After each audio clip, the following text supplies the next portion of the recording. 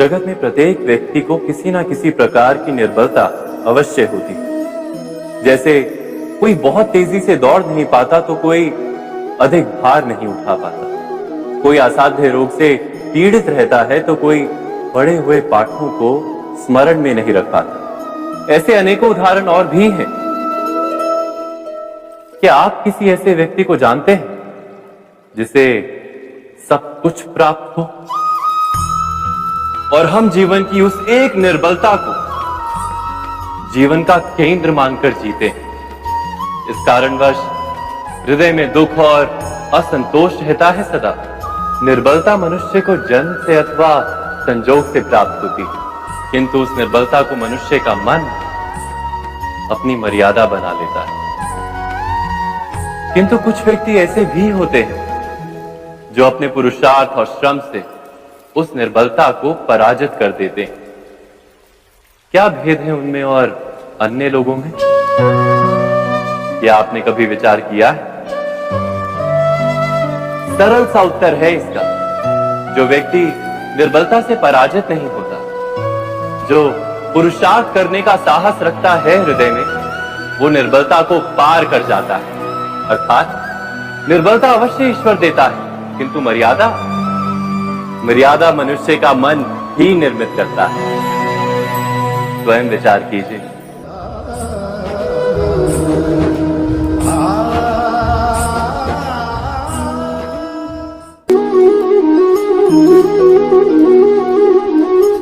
भविष्य का दूसरा नाम है संघर्ष। हृदय में आज इच्छा होती है और यदि पूर्ण नहीं हो पाती तो हृदय भविष्य की योजना बनाता है। भविष्य में इच्छा पूर्ण होगी ऐसी कल्पना करता रहता है, किंतु जीवन ना तो भविष्य में है ना अतीत में। जीवन तो इस क्षण का नाम, अर्थात इस क्षण का अनुभव ही जीवन का अनुभव।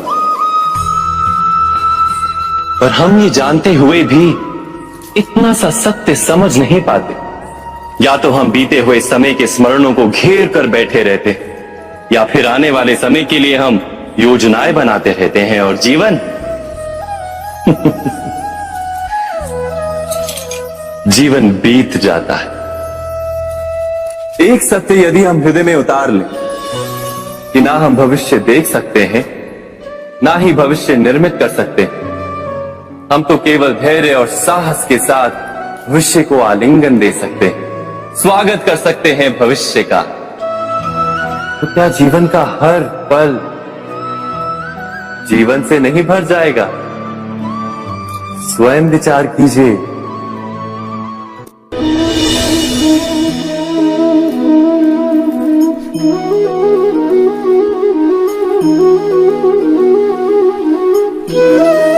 ज्ञान प्राप्ति सदा ही समर्पण से होती है, यह हम सब जानते हैं। किंतु समर्पण का वास्तविक महत्व क्या है? क्या हमने कभी विचार किया? मनुष्य का मन सदा ही ज्ञान प्राप्ति में विभिन्न बाधाओं को उत्पन्न करता है। कभी किसी अन्य विद्यार्थी से ईर्ष्या हो जाती है, कभी पढ़ाए हुए पाठों पर संदेह जन्मता है और कभी गुरु द्वारा दिया गया दंड मन को अहंकार से भर देता है। नहीं, क्या ऐसा नहीं होता? न जाने कैसे कैसे विचार मन को भटकाते हैं और मन की इसी अयोग्य स्थिति के कारण हम ज्ञान प्राप्त नहीं कर पाते। मन की योग्य स्थिति केवल समर्पण से निर्मित होती है।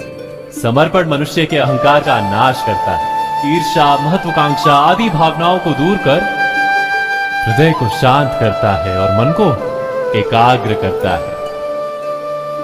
वास्तव में ईश्वर की सृष्टि में ना ज्ञान की मर्यादा है ना ज्ञानियों की। गुरु दत्तात्रेय ने तो गाय और श्वान से भी ज्ञान प्राप्त कर लिया था। अर्थात विषय ब्रह्म ज्ञान का हो या जीवन के ज्ञान का या गुरुकुल में प्राप्त होने वाले ज्ञान का, उसकी प्राप्ति के लिए गुरु से अधिक महत्व है उस गुरु के प्रति हमारा समर्पण। क्या ये सत्य नहीं?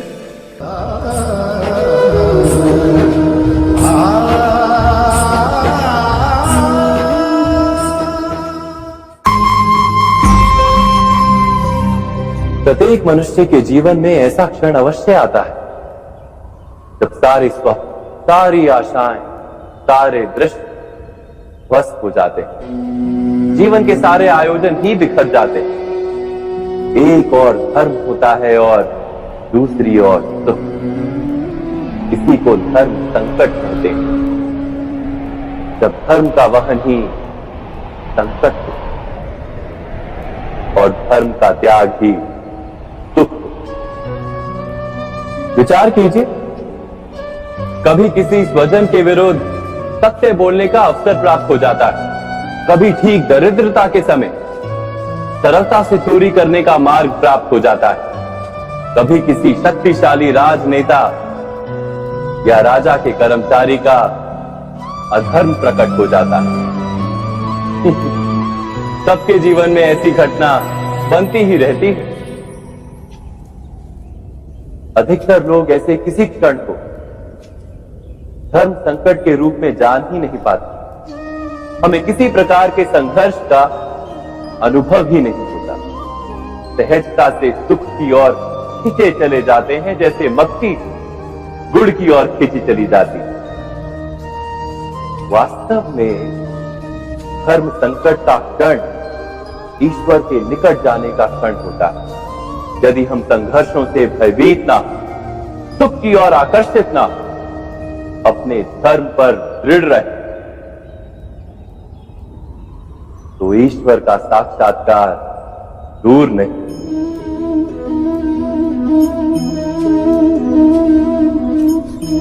पवन से युद्ध करने वाला पत्ता यदि पेड़ से गिरता है तो भी आकाश की ओर उठता है। पवन से झुकने वाली घास वही भूमि पर रह जाती है। अर्थात धर्म संकट से यदि हम संकट को ही टाल दें तो सुख तो मिलता है, जीवन बढ़ता है, किंतु क्या चरित्र नहीं टूटता? क्या आत्मा दरिद्र नहीं हो जाती? क्या ईश्वर से अंतर नहीं हो जाता? स्वयं विचार कीजिए।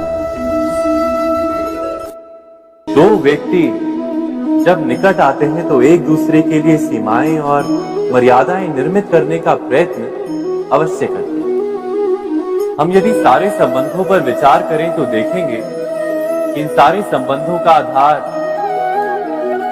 यही सीमाएं हैं जो हम दूसरों के लिए निर्मित करते हैं।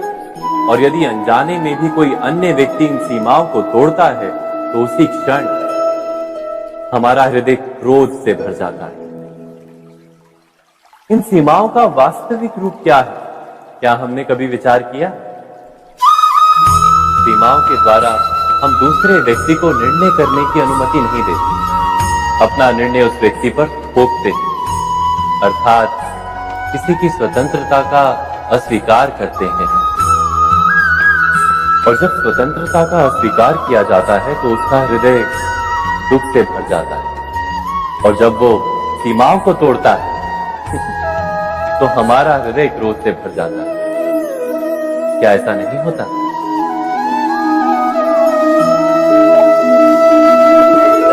पर यदि एक दूसरे की स्वतंत्रता का सम्मान किया जाए तो किसी मर्यादाओं या सीमाओं की आवश्यकता ही नहीं होती। अर्थात जिस प्रकार स्वीकार किसी संबंध का देह है, क्या वैसे ही स्वतंत्रता किसी संबंध की आत्मा नहीं? स्वयं विचार कीजिए। सबके जीवन में ऐसा प्रसंग अवश्य आता है कि सत्य कहने का निश्चय होता है हृदय में, किंतु मुख से सत्य निकल नहीं पाता।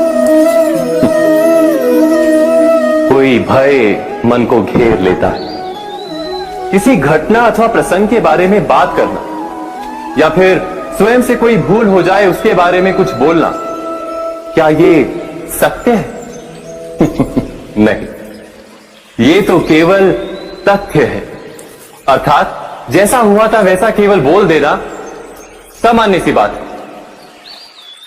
किंतु कभी कभी उस तथ्य को बोलते हुए भी भय लगता है। कदाचित किसी दूसरे की भावनाओं का विचार आता है मन।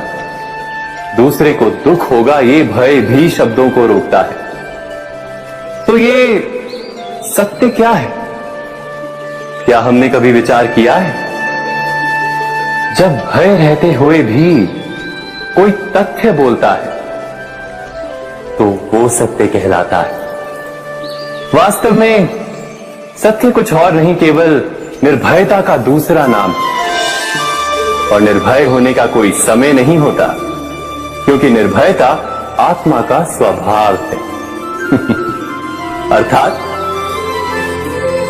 क्या प्रत्येक क्षण सत्य बोलने का क्षण नहीं होता?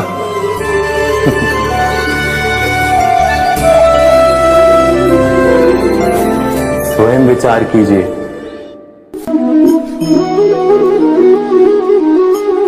श्रेष्ठता का क्या अर्थ है? श्रेष्ठता का अर्थ है दूसरों से अधिक ज्ञान प्राप्त करना। अर्थात मूल्य इस बात का नहीं कि स्वयं कितना ज्ञान प्राप्त किया, मूल्य इस बात का है कि प्राप्त किया हुआ ज्ञान अन्य लोगों से कितना अधिक है। अर्थात श्रेष्ठता की इच्छा ज्ञान प्राप्ति को भी एक स्पर्धा बना देती है। और स्पर्धा में विजय अंतिम कब होती है?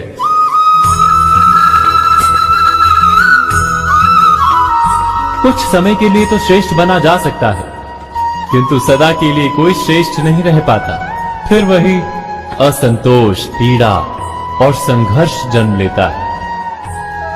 किंतु श्रेष्ठ बनने के बदले यदि उत्तम बनने का प्रयत्न करें तो क्या होगा? उत्तम का अर्थ है कि जितना प्राप्त करने योग्य है वो सब प्राप्त करना, किसी से अधिक पाने की इच्छा से नहीं, मात्र आत्मा की तृप्ति हेतु कुछ प्राप्त करना। उत्तम के मार्ग पर किसी अन्य से स्पर्धा नहीं होती, स्वयं अपने आप से स्पर्धा होती है। अर्थात उत्तम बनने का प्रयत्न करने वाले को देर अबेर सारा ज्ञान प्राप्त हो जाता है। बिना प्रयत्न के ही वो श्रेष्ठ बन जाता है। किंतु जो श्रेष्ठ बनने का प्रयत्न करता है वो श्रेष्ठ बने या ना बने, उत्तम कभी नहीं बन पाता।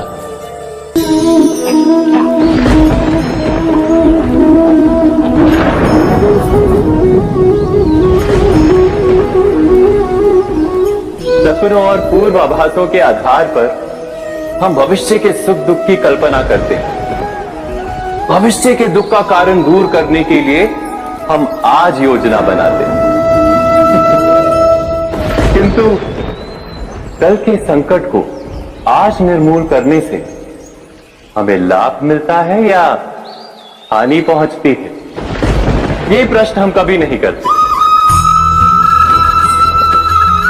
सत्य तो ये है कि संकट और उसका निवारण सात जन से, व्यक्ति के लिए भी और सृष्टि के लिए भी। नहीं, आप अपने भूतकाल का स्मरण कीजिए, इतिहास को देखिए, आप तुरंत ही ये जान पाएंगे कि जब जब संकट आता है तब तब उसका निवारण करने वाली शक्ति भी जन्म लेती है। यही तो जगत का चलन है। वस्तुतः संकट ही शक्ति के जन्म का कारण है। प्रत्येक व्यक्ति जब संकट से निकलता है तो एक पद आगे बढ़ा होता है, अधिक चमकता है, आत्मविश्वास से अधिक भरा होता है, न केवल अपने लिए अपितु विश्व के लिए भी। क्या ये सत्य नहीं? वास्तव में संकट का जन्म है एक अवसर का जन्म, अपने आप को बदलने का, अपने विचारों को ऊंचाई पर करने का अवसर, अपनी आत्मा को बलवान और ज्ञान मंडित बनाने का अवसर। जो ये कर पाता है उसे कोई संकट नहीं होता, किंतु जो ये नहीं कर पाता वो तो स्वयं एक संकट है विश्व के लिए। विचार कीजिए।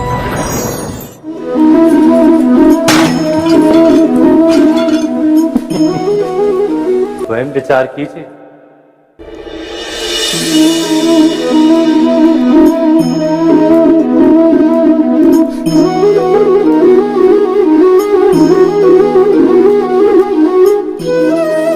जीवन का हर क्षण निर्णय का क्षण होता है। प्रत्येक पद पर दूसरे पद के विषय में कोई निर्णय करना ही पड़ता है और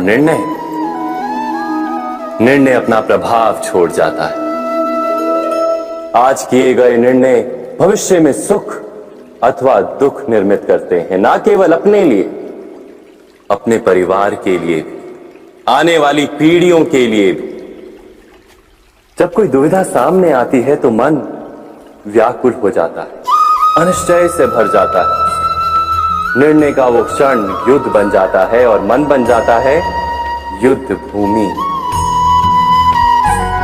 अधिकतर निर्णय हम दुविधा का उपाय करने के लिए नहीं, केवल मन को शांत करने के लिए लेते हैं। पर क्या कोई दौड़ते हुए भोजन कर सकता है? नहीं। तो क्या युद्ध से जूझता हुआ मन कोई योग्य निर्णय ले पाएगा? वास्तव में शांत मन से जब कोई निर्णय करता है तो अपने लिए सुखद भविष्य बनाता है, किंतु अपने मन को शांत करने के लिए जब कोई निर्णय करता है तो वो व्यक्ति भविष्य में अपने लिए कांटों भरा वृक्ष लगाता है। स्वयं विचार कीजिएगा।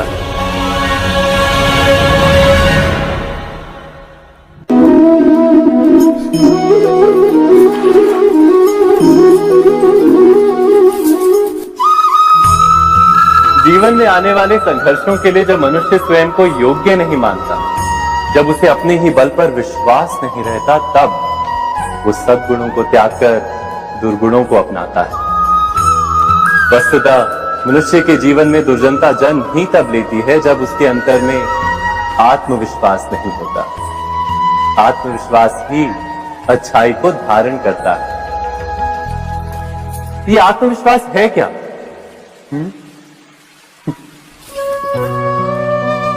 जब मनुष्य ये मानता है कि जीवन का संघर्ष उसे दुर्बल बनाता है, तो उसे अपने ऊपर विश्वास नहीं रहता। वो संघर्ष के पार जाने के बदले संघर्ष से छूटने के उपाय ढूंढने लगता है।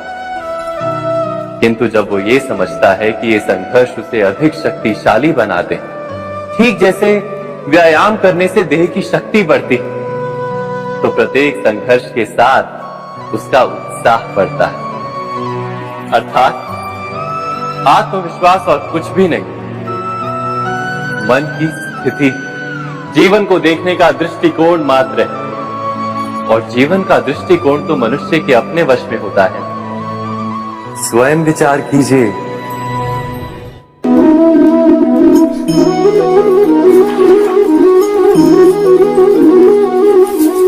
पिता सदा ही अपने संतान के सुख की कामना करते हैं, उनके भविष्य की चिंता करते रहते हैं। इसी कारणवश सदा ही अपने संतानों के भविष्य का मार्ग स्वयं निश्चित करने का प्रयत्न करते रहते हैं।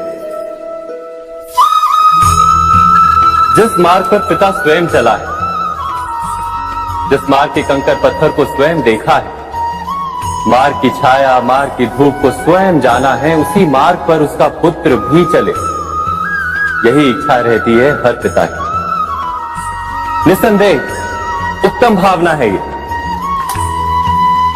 किंतु 3 प्रश्नों के ऊपर विचार करना हम भूल ही जाते।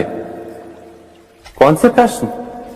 प्रथम प्रश्न, क्या समय के साथ प्रत्येक मार्ग बदल नहीं जाते? क्या समय सदा ही नई चुनौतियों को लेकर नहीं आता? तो फिर बीते हुए समय के अनुभव नई पीढ़ी को किस प्रकार लाभ दे सकते हैं? दूसरा प्रश्न, क्या प्रत्येक संतान अपने माता पिता की छवि होता है? हाँ, संतानों को संस्कार तो अवश्य माता पिता देते हैं, किंतु भीतर की क्षमता तो ईश्वर देते हैं। तो जिस मार्ग पर पिता को सफलता मिली है, विश्वास है कि उसी मार्ग पर उसकी संतानों को भी सफलता और सुख प्राप्त होगा। तीसरा प्रश्न, क्या जीवन के संघर्ष और चुनौतियां लाभकारी नहीं होती? क्या प्रत्येक नया प्रश्न एक नए उत्तर का द्वार नहीं खोलता? तो फिर संतानों को नए नए प्रश्नों, संघर्षों और चुनौतियों से दूर रखना, ये उनके लिए लाभ करना कहलाएगा या हानि पहुंचाना? अर्थात जिस प्रकार संतान के भविष्य का निर्माण करने के बदले उसके चरित्र का निर्माण करना श्रेष्ठ है, वैसे संतानों के जीवन का मार्ग निश्चित करने के बदले उन्हें नए संघर्षों के साथ जूझने के लिए मनोबल व ज्ञान देना अधिक लाभदायक नहीं होगा? स्वयं विचार कीजिए। मनुष्य की सबसे बड़ी दुर्बलता क्या होती है? सोचिए। धन, प्रेम, अहंकार। मनुष्य की सबसे बड़ी दुर्बलता होती है उसके रहस्य। चाहे आप कितने भी शक्तिशाली क्यों ना हो, कितने भी प्रबल क्यों ना हो, परंतु उसके रहस्य उसके नाश की चाबी होती है। इसलिए यदि प्रबल रहना है, शक्तिशाली रहना है, समर्थ रहना है, तो अपने रहस्य को किसी को भी ना बताएं, ना मित्र को और ना ही शत्रु को, क्योंकि समय पड़ने पर कब कौन शत्रु हो जाए ऐसा कहना संभव नहीं।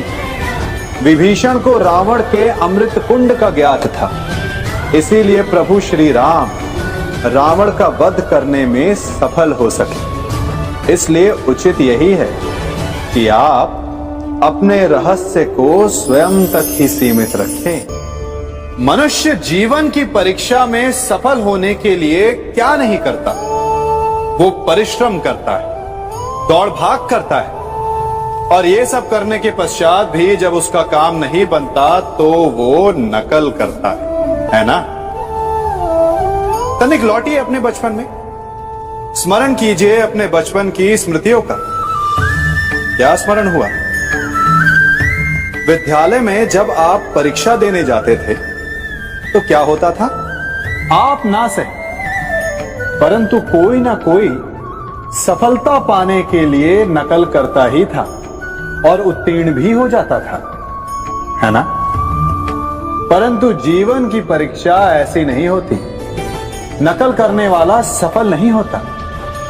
कारण विद्यालय में सबके प्रश्न पत्र एक होते थे, परंतु जीवन के प्रश्न पत्र और उनकी कठिनाई सबके लिए भिन्न होती, तो निश्चित रूप से उनके उत्तर भी भिन्न होंगे ना। इसलिए यदि आपको जीवन में सफलता पानी है तो नकल ना कीजिए, स्वयं के प्रश्नों का उत्तर स्वयं ढूंढिए और सफलता आपकी ही होगी। मनुष्य का जीवन हार और जीत, विजय और पराजय, सफलता और असफलता के मध्य झूलता रहता है। आपके साथ भी ऐसा होता होगा, है ना? जब आप सफल होते हैं, किसी चुनौती पर विजय पाते हैं, तो मन प्रसन्नता से आनंद के उपवन में झूमने लगता है, और जब आप असफल होते हैं तब मन दुख और पीड़ा के सागर में डूबने लगता है। परंतु वास्तव में सफलता और असफलता है क्या? तनिक ध्यान से सोचिए। ये केवल हमारी मनोस्थिति मात्र है। हमारी पराजय तब नहीं होती जब हमारा शत्रु विजय प्राप्त कर ले। हमारी पराजय तब होती है जब हम पराजय स्वीकार करें। हम असफल तब नहीं होते जब हम लक्ष्य न पा सके। हम असफल तब होते हैं जब हम प्रयास करना बंद कर दें। इसलिए प्रयास करते रहें और हार ना माने, क्योंकि जिस दिन आप हार स्वीकारना बंद कर देंगे, जीत आपके चरणों में होगी। सबने बरगद के वृक्ष को तो देखा ही होगा। क्या आपको ज्ञात है, बरगद के वृक्ष के बीज का आकार राई से भी छोटा होता है, परंतु बरगद का वृक्ष संसार के महाकाय वृक्षों में जाना जाता है। जब उसका जन्म होता है तब उसमें वो जटाएं, वो शाखाएं नहीं होती, परंतु जैसे जैसे उसका विस्तार होता है, जैसे जैसे वो अधिक शाखाओं का भार उठाता है, अधिक पत्तियों का सृजन करता है, वैसे वैसे उसकी शाखाएं जटाएं बनकर जड़ तक पहुंचती है और इस वृक्ष को सहारा देती है। ये जीवन का बहुत महत्वपूर्ण पथ है। बिना लोभ लालच शुभ कार्य करें, अन्य लोगों की सहायता करें। धीरे धीरे आपने जिनकी सहायता की वो आपके सहायक बनते जाएं, आपकी जड़ों को और बलशाली बनाएंगे, आयु मान और आकार बढ़ाएंगे। सहजीवन, सहायता और निष्काम कर्म आपको मृत्यु के पश्चात भी मरने नहीं देगा, आपको अमर रखेगा। हमारा शरीर प्रकृति का एक महान आविष्कार है। इससे जटिल संरचना संसार में और कोई नहीं। हमारा शरीर जितना जटिल है, यदि इसे ठीक से जाना जाए तो इससे अधिक सरल ज्ञान देने वाला और कोई नहीं। हमारे शरीर में पंच इंद्रियां होती हैं जो हमें भाव, गुण और वस्तुओं का बोध कराती हैं। हमारे पास आंखें हैं, नाक है, स्पर्श के लिए त्वचा है, कान है और जीभा है। सबका भिन्न भिन्न कार्य है। आंखों से देखना, कानों से सुनना, नथनों से श्वास लेना, त्वचा से स्पर्श करना और जीभा से स्वाद लेना। परंतु क्या आपने कभी सोचा कि प्रकृति ने हमें 2 आंखें दी, 2 नथने दी, 2 कान दी, स्पर्श के लिए ये पूरा शरीर दिया, परंतु जीभा केवल 1 दी? ऐसा क्यों? क्योंकि प्रकृति चाहती है कि हम देखें अधिक, सुने अधिक और ज्ञान अधिक अर्जित करें, बोले कम।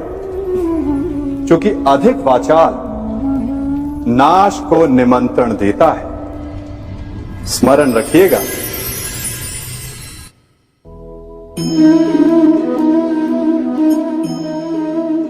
वे सदा यही कहते आए कि यदि आगे बढ़ना है तो अपनों का साथ दो। सत्य कहते हैं, अपनों का साथ देना ही चाहिए, परंतु साथ देने से पूर्व ये अवश्य पहचान लेना चाहिए कि अपने हैं कौन।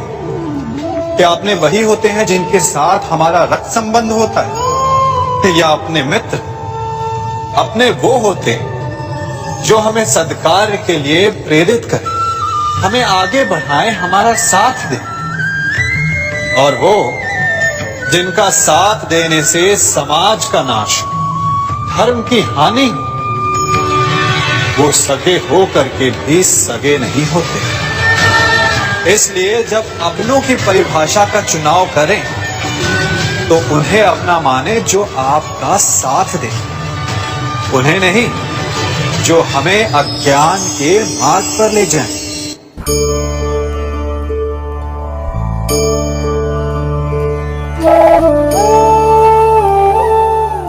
आप जिनसे प्रेम करते हैं सदा उनके समीप रहना चाहते हैं, नहीं चाहते कि कभी अपनों से दूर होना पड़े, बिछड़ना पड़े। परंतु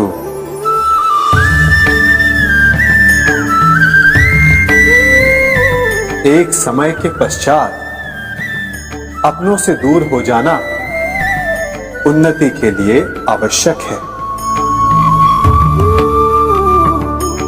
आप माता पिता हैं। यदि आप अपनी संतान के जीवन के हर पथ पर उनका मार्गदर्शन करते रहेंगे तो आपकी संतान स्वयं मार्ग चुनना कैसे सीखेगी? मार्ग के कांटों से स्वयं को बचाना कैसे सीखेगी? इसीलिए एक समय के पश्चात अपनों से बनाई गई दूरी सदा लाभदायक रहती है। आज मैं आप सबको एक कथा सुनाता हूं। एक दिन प्रातः एक व्यापारी अपने घर से निकला। घर से निकलते ही एक बिल्ली ने उस व्यापारी का मार्ग काट दिया। व्यापारी घबरा गया वो फिर से घर लौट गया और शुभ घड़ी की प्रतीक्षा करने लगा। और जब वो पुनः अपने घर से निकला तब वो वाहन जा चुका था जिससे राजा तक पहुंचकर उसे भेंट देनी थी। राजा को भेंट नहीं मिली। राजा क्रोधित हो गए। राजा ने उस व्यापारी का व्यापार बंद करवा दिया। इस कारण व्यापारी क्रोधित होकर घर पर अपनी पत्नी से लड़ बैठा। पत्नी अपने बच्चों समेत मैके वापस चली गई और उस व्यापारी के जीवन में यदि कुछ रह गया था तो केवल अंधकार। और इन सब का कारण वो उस बिल्ली को मानता रहा जिसने उसका मार्ग काटा था। ऐसा ही एक दूसरा व्यापारी राजा को भेंट देने निकला और उस व्यापारी का मार्ग भी एक बिल्ली ने काट दिया। वो व्यापारी तनिक घबराया, परंतु उसने आगे बढ़ना अधिक उचित समझा। राजा तक वो समय पर पहुंचा। उसने राजा को भेंट दी। राजा प्रसन्न हुए और राजा ने व्यापारी को अपना व्यापार बढ़ाने की अनुमति दी, स्वर्ण आभूषण दी। जब व्यापारी घर पर पहुंचा तो पत्नी को आभूषण और अपने बच्चों को देने के लिए वस्त्र थे उसके पास। हर ओर प्रसन्नता थी। समझ रहे हैं ना? दोनों के साथ एक ही प्रकार की घटना हुई, परंतु दोनों की प्रतिक्रिया भिन्न थी। ऐसा ही हमारा जीवन भी है। हमारे जीवन में प्रारब्ध का अपना स्थान है, परंतु उससे कई अधिक महत्वपूर्ण हमारी प्रतिक्रिया, हमारे सोच का प्रभाव है, क्योंकि यही हमारे जीवन को आकार देते हैं। इसलिए अपनी सोच को सकारात्मक रखिए। आपका जीवन सदैव आनंदमय।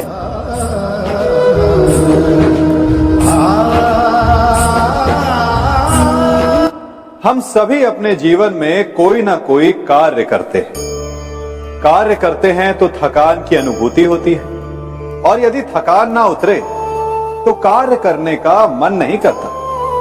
हम आशा करते हैं कि कदाचित एक दिन में 24 के स्थान पर 26 घंटे होते तो आराम करने के लिए हमें और अधिक समय मिल जाता। हमें ऐसा अनुभव होता है कि हम बहुत अधिक कार्य कर रहे हैं, है ना? परंतु क्या आपने कभी सोचा है कि जो लोग संसार में सफल हैं, उनके पास भी सफल होने के लिए दिन में केवल 24 घंटे थे, तो फिर वो सफल क्यों है? इसका एक छोटा सा रहस्य है। वो कार्य चुनते हैं जो उन्हें प्रिय है, जिसे करने में उन्हें आनंद आता है। उन्हें लगता ही नहीं कि वो कार्य कर रहे हैं, उन्हें लगता है कि वो प्रतिपल आनंद मना रहे हैं। और जब आप आनंद मनाते हैं तो थकान कैसी? इसलिए यदि आप जीवन में कोई भी कार्य करें तो वो आपके मन को भाना चाहिए, या जो कार्य आप कर रहे हैं उसे अपने मन को भा देने दो। सफलता आपको मिलेगी। कभी सोचा है हमारा जीवन भी उस रेत की घड़ी की भांति है? जो रेत नीचे गिर चुकी है वो हमारा अतीत है, जो अब भी ऊपर है वो हमारा आने वाला भविष्य है, और वर्तमान ये संकुचित स्थल है जहां से धीरे धीरे करके रेत गिर रही है। अर्थात हमारे पास जीने के लिए यही एक क्षण है। उसका उपयोग कैसे करना है ये हम पर निर्भर करता है। जो बीत गया उसका दुख मनाना है, या जो भविष्य में होने वाला है उसकी प्रतीक्षा में क्रोध करना है। सब कुछ करने के लिए यही एक क्षण है। प्रसन्न रहना है तो उसके लिए भी यही एक पल है। प्रतीक्षा करते रहोगे तो ये पल भी भूतकाल में बदल जाएगा।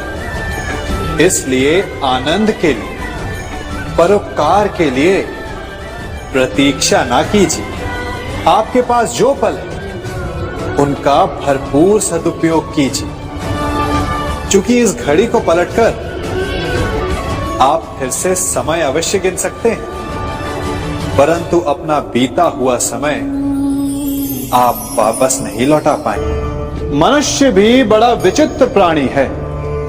अपनों से नीचे के स्तर के लोगों को वो हे दृष्टि से देखता है, उनका उपहास उड़ाता है, उनसे बार बार कहता है कि तुम्हारा कुछ नहीं हो सकता, तुम भविष्य में कुछ नहीं कर पाओगे।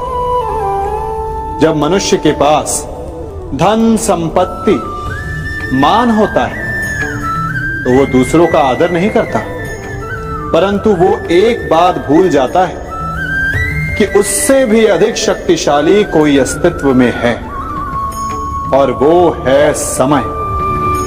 काल काल अपना चक्र कब बदलेगा ये कोई नहीं जानता।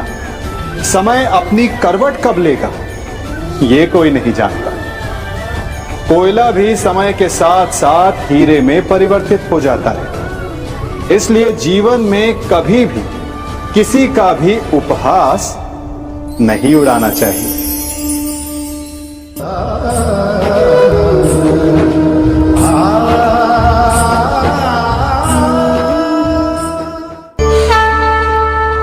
गर्व,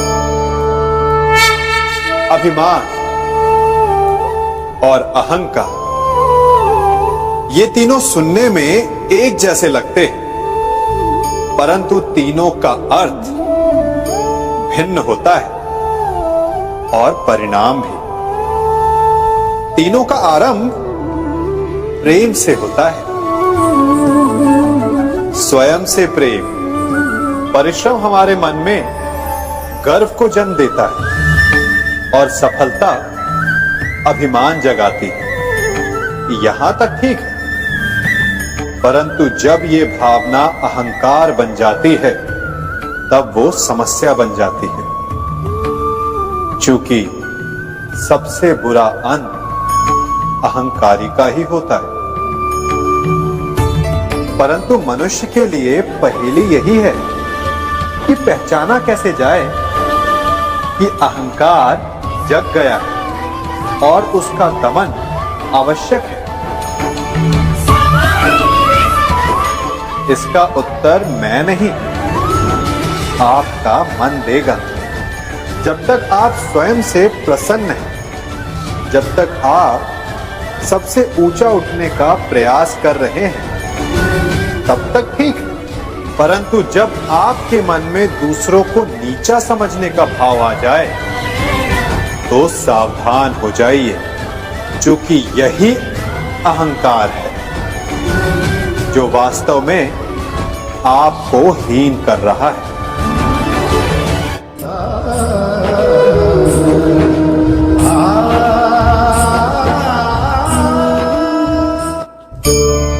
आज मैं आप सबको एक कहानी सुनाता हूं। एक दिन गोकुल में दो व्यापारी आए।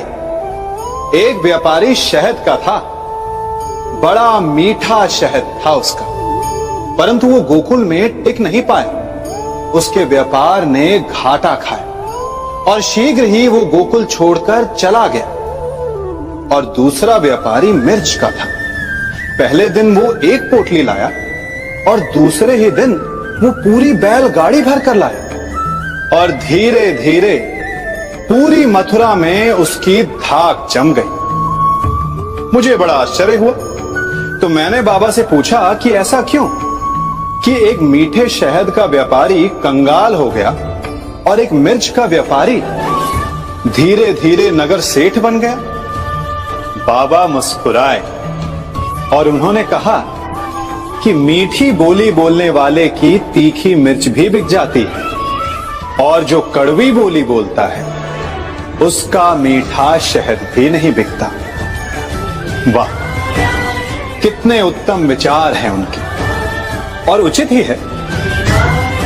मनुष्य अपने जीवन में सदैव अपने वचनों से उठता है और अपने वचनों से ही गिरता है। इसलिए अपने जीवन में सदैव मीठी बोली बोलने का प्रयास कीजिए, आपका जीवन सरल हो जाएगा। मनुष्य की सबसे बड़ी दुर्बलता क्या होती है? सोचिए। धन, प्रेम, अहंकार। मनुष्य की सबसे बड़ी दुर्बलता होती है उसके रहस्य। चाहे आप कितने भी शक्तिशाली क्यों ना हो, कितने भी प्रबल क्यों ना हो, परंतु उसके रहस्य उसके नाश की चाबी होती है। इसलिए यदि प्रबल रहना है, शक्तिशाली रहना है, समर्थ रहना है, तो अपने रहस्य को किसी को भी ना बताए, ना मित्र को और ना ही शत्रु को, क्योंकि समय पड़ने पर कब कौन शत्रु हो जाए ऐसा कहना संभव नहीं। विभीषण को रावण के अमृत कुंड का ज्ञात था, इसीलिए प्रभु श्री राम रावण का वध करने में सफल हो सके। इसलिए उचित यही है कि आप अपने रहस्य को स्वयं तक ही सीमित रखें।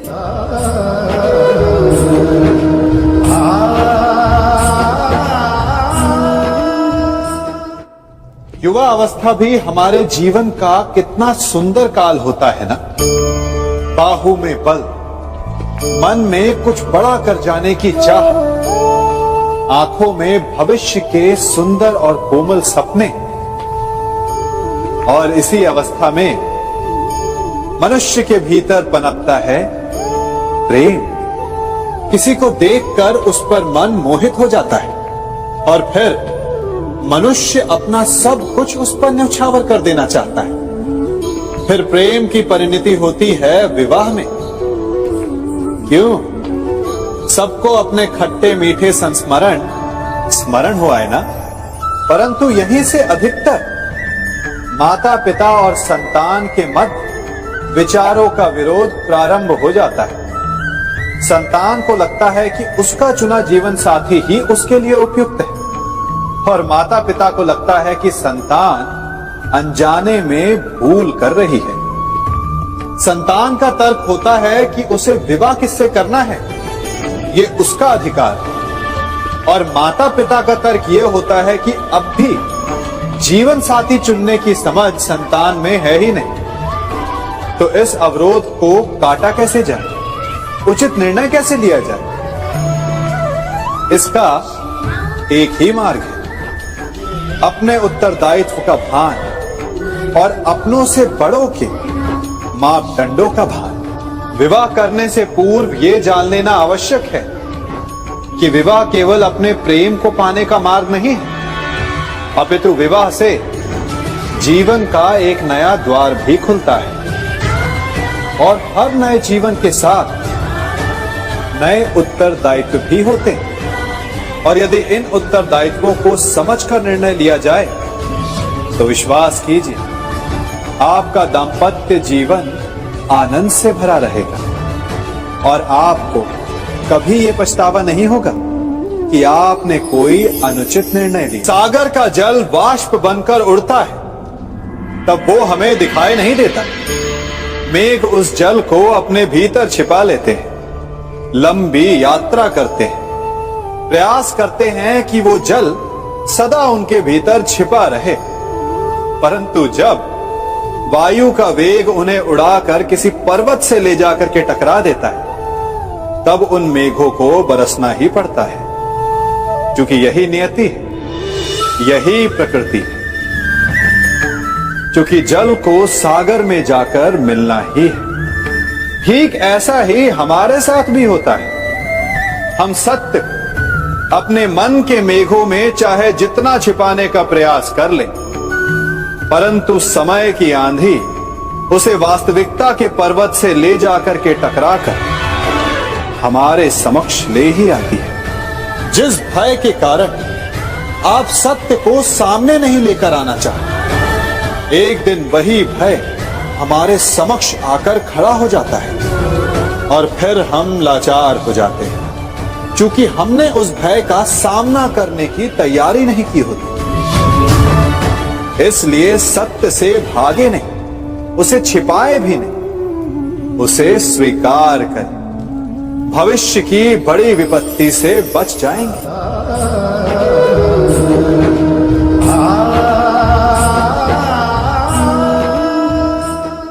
कभी कभी आप सबके जीवन में एक ऐसी विचित्र समस्या अवश्य आती है कि शक्तिशाली के समक्ष मौन हो जाओ।